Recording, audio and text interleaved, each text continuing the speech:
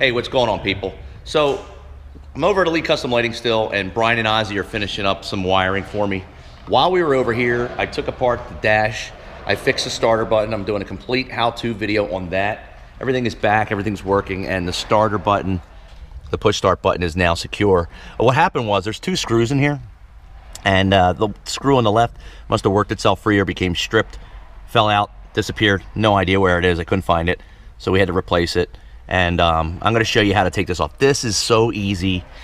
Anybody can do it. It took me 10 minutes, and if it could take me 10 minutes, it's going to take you 5. Trust me, I'm not that big of a whiz when it comes to working on a vehicle. What we had to do today was, all right, so you guys know that the Flow Series DRL boards are in. Brian and Ozzy installed these for me. The Demonizer are currently off, and also the RGB turn signal. But this badge down here that I got from Lighting Trends that has like over 200 patterns, right now it's just on auto. We had to take the wire off of this originally and unplug it because we had too much stuff going to the converter box. So they added a new converter box for me, got it relit. So that's on, and this is also synced with my fuel rail covers. I got these from American Carcraft, and they came with just blue LEDs. I ripped those out. I added some Flow Series that I got from Lighting Trends.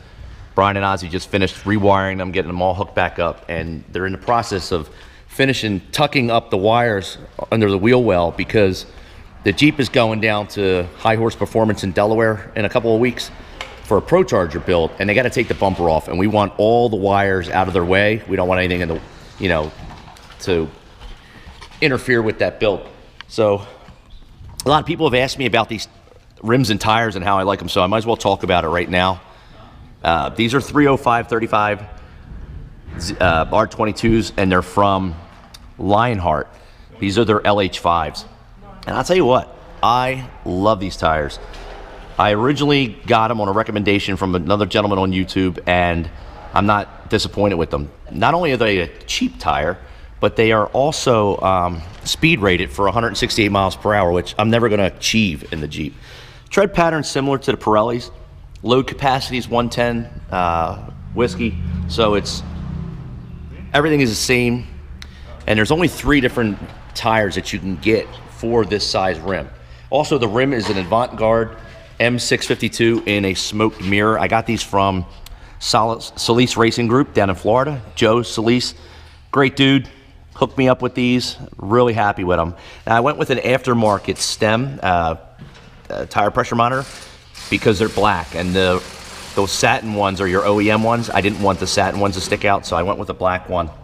Those are Schrader's 33/500s. They're pretty cheap too. You can find them online, and they just have to be programmed. They work great. So while these guys are finished wrapping it up, what do you got? Anything over here?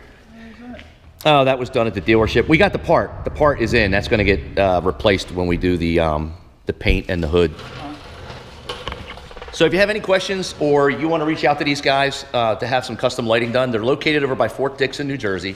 The shop is about 40 minutes from Philadelphia. So it's literally right next to Fort Dixon McGuire. There's an air show going on, so there's F-18s and F-15s flying overhead every couple of minutes. If you have any questions for me, comment below.